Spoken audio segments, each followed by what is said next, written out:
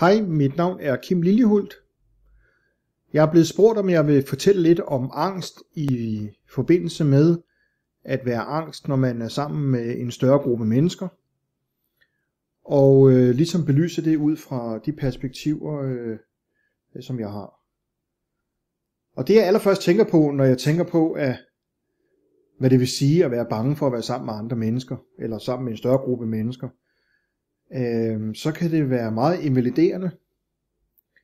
Og fagudtrykket man kan bruge her, det er sådan noget der hedder agorafobi og social fobi. Der kan være mange grunde til at man som angst kan være bange for at være sammen med mange mennesker.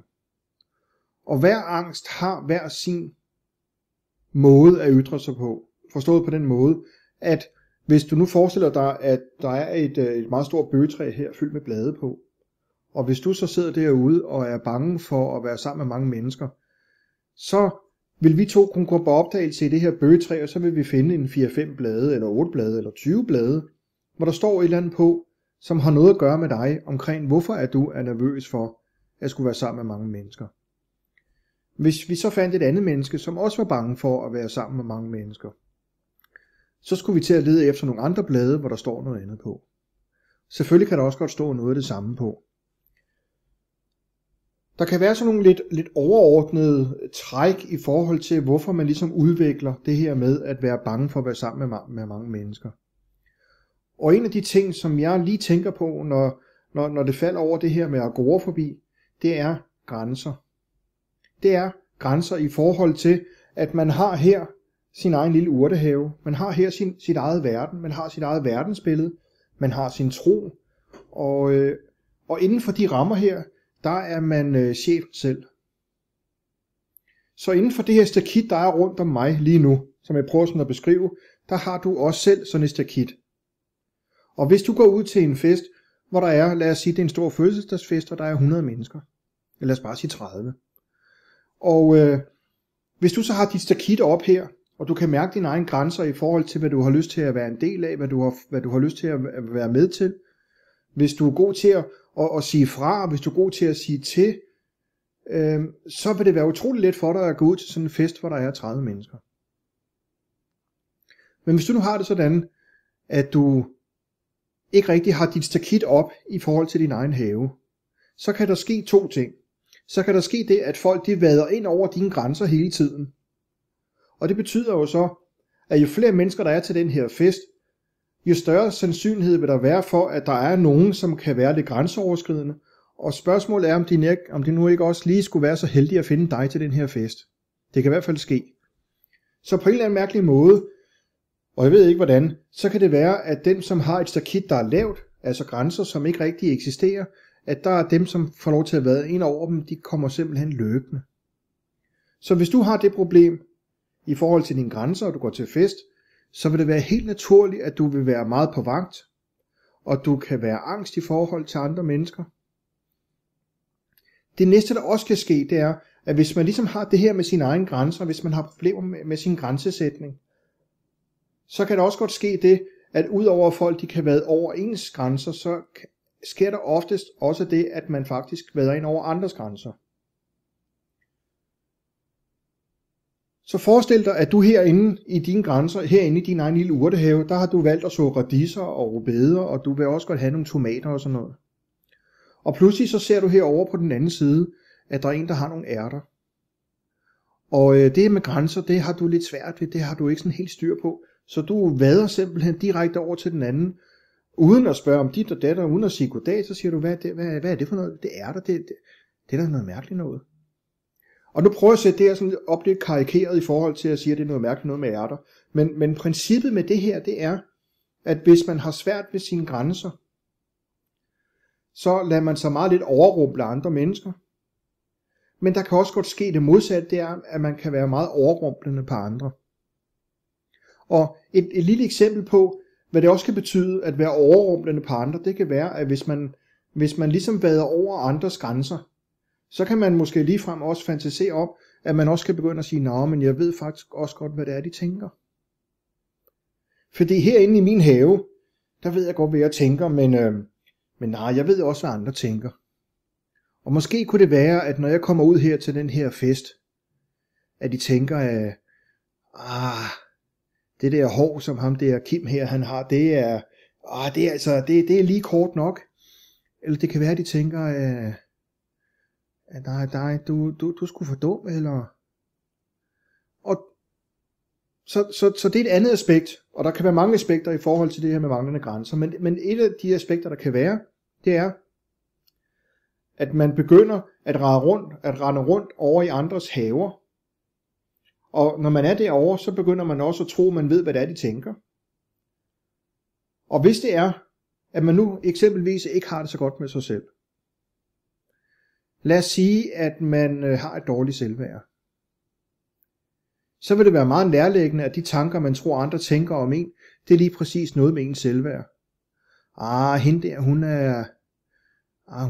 hun er sgu en mærkelig snegl. Prøv lige at se, hvad det er for en kjole, hun er på. Nej, det går slet ikke. Hvis man har sådan nogle tanker om sig selv, og man samtidig med det her har det svært med sine grænser, så kan man være meget tilbøjelig til at tillægge de tanker, man har til nogle andre mennesker. Så jo mere man synes dårligt om sig selv, jo mere kan man så, i forhold til grænser, og når vi taler om angst, jo mere kan man så begynde at projicere sine egne fantasier og tanker ud, så andre mener om det, man i virkeligheden mener om en selv. Så hvis man står hjemme foran spejlet og tænker, du ligner simpelthen bare en lort, det går slet ikke, og måske så kan det være, at måske kommer jeg til at sige noget dumt, måske hvis jeg står med en øl, så kommer jeg til at ryste, eller den kaffe der, eller hvis det nu er, at man er til fødselsdag, man skal holde en tale, nej, men tænk, hvis de kan se og ryste, så kan de se, hvor skidt jeg har det, hvor dårligt jeg har det, og nej, det må de ikke se. Og det er helt sikkert, at det kan de se, for jeg ved det jo selv, så det kan de andre også se. Så på den her måde bliver det her med agorafobi og socialfobi, det bliver meget hurtigt et spørgsmål om blandt andet, og der er også mange andre ting, men blandt andet det her med grænser, hvor man ikke holder sig hjemme hos sig selv, men man projicerer for eksempel sin egen ting ud på andre mennesker, og så tænker man, at det her, det tror de om mig. Og den, der i virkeligheden tror det, det er en selv. Så er det jo meget let, når man skal til fødselsdag, og så sige, det her med fødselsdag, det er jo meget godt, fordi så kan jeg jo lige tage et par øl. Og måske har jeg også nogle piller i tasken, eller måske har jeg også noget andet. Måske har jeg et eller andet, et misbrug, og jeg kan jo ikke lide ordet misbrug. Jeg er klar over, at det selvfølgelig er misbrug af nogle medicamenter eller noget andet. Men et misbrug for mig, det har en funktion. Og funktionen det er, at man er i stand til at være til. Så hvis jeg nu for eksempel skulle ud, jeg har lidt masser af agorafobi og socialfobi, og hvis jeg for eksempel har skulle komme ud til en fest, nu er jeg ikke den, som er den store alkoholdrikker og så videre, men så vil det være meget nærliggende, at før jeg skal ud til en stor fest, at jeg så vil finde et forsvar, en måde at beskytte mig selv på. Hvis mit stakit har været helt nede, som jeg nu talte om her, og jeg hele tiden projicerede mine tanker ud på andre, mine dårlige tanker om mig selv, dem kunne jeg projicere ud på andre og tro, at de tænkte det om mig, så vil det være fuldstændig ulideligt at gå til fest. Og hvis jeg så skal til den fest, eller jeg skal holde det foredrag, eller jeg skal til den store forsamling, og jeg ikke kan undslippe, hvad skal jeg så gøre? Så er jeg nødt til at finde en beskyttelse af mig selv. Og nu når det er misbrugsbetalen, vi taler om her, så er det meget nærliggende at komme lidt ind på, hvilke ting kan man dulme sine nerver med. Og derfor hører misbrug og angst utrolig godt sammen. Fordi angst, det er så ubærligt at mærke. Det er så svært at håndtere. Det er så frygtindgydende at opleve, at man kan tro, man mister sin forstand. Man kan tro, man er ved at blive sindssyg. Man tror, man skal dø. Man tror alle mulige fuldstændig frygtelige og forfærdelige ting. Og det er, om ikke umuligt, så er det ekstremt svært at bære rundt på og udholde. Og en af de måder, man kan udholde det på, det er ved at finde nogle overlevelsesstrategier i forhold til den smerte, det er at have angst. Og den ene er jo, at man simpelthen bare kan blive væk fra festen af. Men det er ikke altid, det kan lade sig gøre. Det er ikke altid, at man får lov til det. Så er det næste så, at man kan finde nogle strategier, hvor man kan drikke 8 øl for meget, eller man kan drikke 20 øl for meget, eller man kan gøre noget andet i forhold til et misbrug, man så kan begynde at få. Og misbruget, og det er det, jeg mener med, at jeg ikke bryder mig så meget om ordet misbrug. Jeg er klar over, at det stadig er misbrug, men det har en funktion, og det har den funktion, at det skal hjælpe dig, som har angst, til at bære din angst. Så i forhold til det her med at tale til mange mennesker, i forhold til at være sammen med mange mennesker, så er det meget udbredt i forhold til, når man har angst. Og når man har angst, så kan man have den ene type angst, og man kan have den næste, og man kan have den tredje. Og på den måde, når man har angst, så har man meget typisk en del forskellige slags angsttyper. Agorafobi, eller agorafobi som det hedder, det har en sted mellem 5 og 7% af den danske befolkning. Og måske så har omkring 10% af den danske befolkning, enten har de social fobi, eller også har de oplevet social fobi. Hvad kan jeg mere sige om det her? Hvad kunne være brugbart?